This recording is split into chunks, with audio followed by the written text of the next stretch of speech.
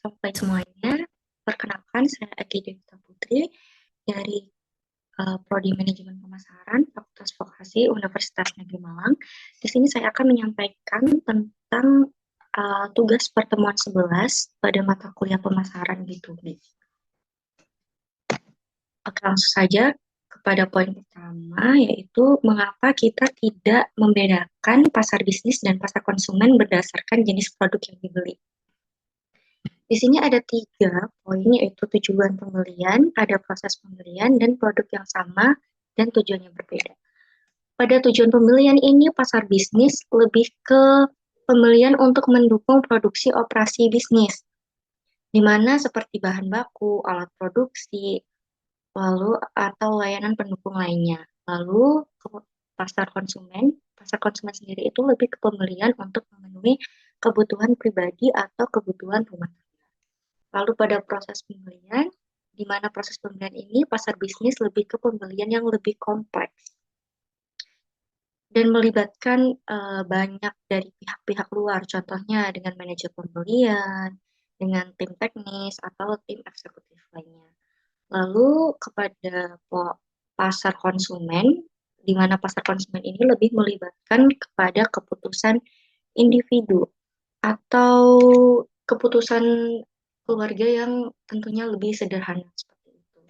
Lalu kepada poin yang ketiga, yaitu produk yang sama dengan tujuan yang berbeda, di mana ini sebuah produk dapat dibeli di kedua pasar, namun penggunaannya berbeda atau produk sama dengan fungsi yang berbeda. Di mana ini saya ambil contoh, kopi itu bisa dibeli oleh konsumen untuk konsumsi pribadi atau oleh perusahaan untuk dijual kembali di kafe-kafe. Dengan demikian, produk yang sama dapat berfungsi di pasar yang berbeda. Masuk ke materi kedua, yaitu apa yang dimaksud dengan efek akselerator dan mengapa hal itu penting dalam pasar B2B. Di mana efek akselerator sendiri itu merupakan fenomena perubahan kecil di dalam permintaan akhir konsumen pada pasar konsumen tentunya, yang menyebabkan perubahan yang jauh lebih besar dalam permintaan barang atau jasa di pasar B2B. Ini terjadi karena banyak perusahaan di pasar B2B itu memproduksi barang atau layanan yang digunakan untuk mendukung produksi barang-barang kepada konsumen seperti itu. Lalu ada mekanisme efek akselerator. Di sini ada 3, yaitu konsumsi akhir, di mana dilanjutkan dengan kenaikan berlipat, dan juga atau sebaliknya. Di mana konsumsi akhir ini ketika permintaan konsumen terhadap suatu produk itu meningkat. Produsen akhir membutuhkan lebih banyak bahan baku, komponen, atau mesin untuk memenuhi permintaan dari customer ini. Lalu adanya kenaikan berlipat, yaitu karena setiap tingkat rantai pasokan harus menyesuaikan produksinya. Permintaan terhadap produk B2B itu meningkat secara signifikan, melebihi tingkat perubahan di pasar konsumen. Dan atau sebaliknya itu, jika permintaan konsumen menurun, penurunan di pasar B2B cenderung lebih tajam karena perusahaan menyesuaikan persediaan dengan menentukan adanya pembelian. Lalu poin ketiga, pentingnya efek akselerator. Di sini pentingnya itu di perencanaan produksi ya. Perusahaan harus memahami pola permintaan pasar, di mana pola permintaan di pasar konsumen ini agar dapat merespon perubahan dengan cepat.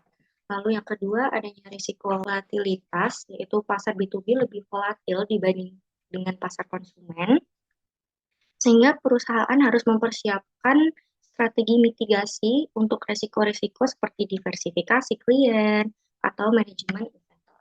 Seperti itu. Lalu yang ketiga, adanya investasi, yaitu pemahaman perusahaan menentukan investasi di mana dan kapan perusahaan itu akan menempatkan investasinya untuk mengantisipasi adanya perubahan-perubahan permintaan dari konsumen.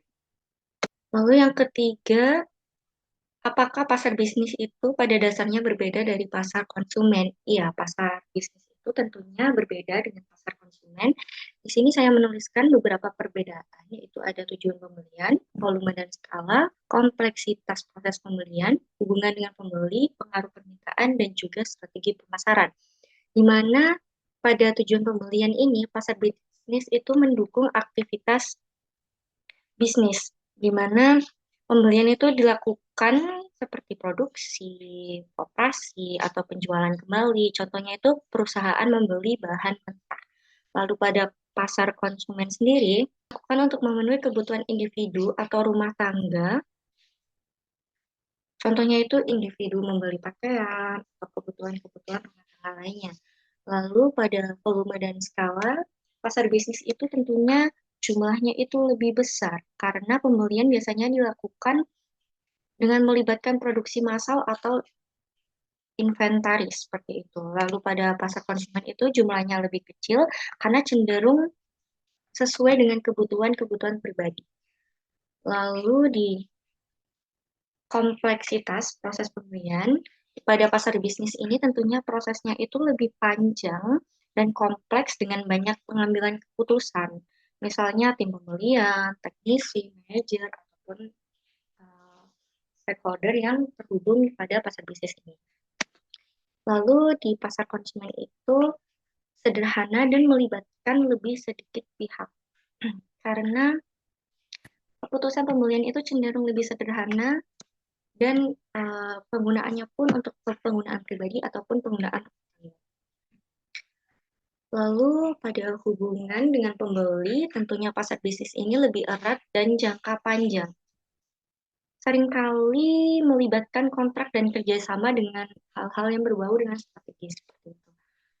Lalu pada pasar konsumen, hubungan dengan pembeli itu transaksional dan jarang berkelanjutan karena hubungan di hubungan pembeli dengan penjual ini lebih kepada penjual lebih menjual dan pembeli membeli kebutuhan yang hanya lebih sederhana, tidak sekompleks seperti pasar bisnis itu tadi. Karena untuk penggunaan pribadi atau konsumsi rumah tangga. Lalu di pasar bisnis itu pengaruh permintaan bersifat derivatif, artinya itu tergantung pada permintaan akhir konsumen. Lalu pada pasar konsumen, pengaruh permintaannya itu bersifat langsung karena didorong oleh kebutuhan dan preferensi konsumen. Untuk pasar bisnis sendiri, strategi pemasarannya itu hubungan personal, layanan purna jual, dan nilai produk. Dan untuk pasar konsumen sendiri itu promosi, harga, dan promosi. Tentunya ini sudah di apa ya, dipikirkan kembali untuk strategi apa yang cocok di kedua pasar ini. Karena pasar bisnis itu lebih mendukung aktivitas bisnis dengan jumlah yang lebih besar dan proses panjang yang kompleks. Tentunya kita harus menjaga hubungan dengan pembeli.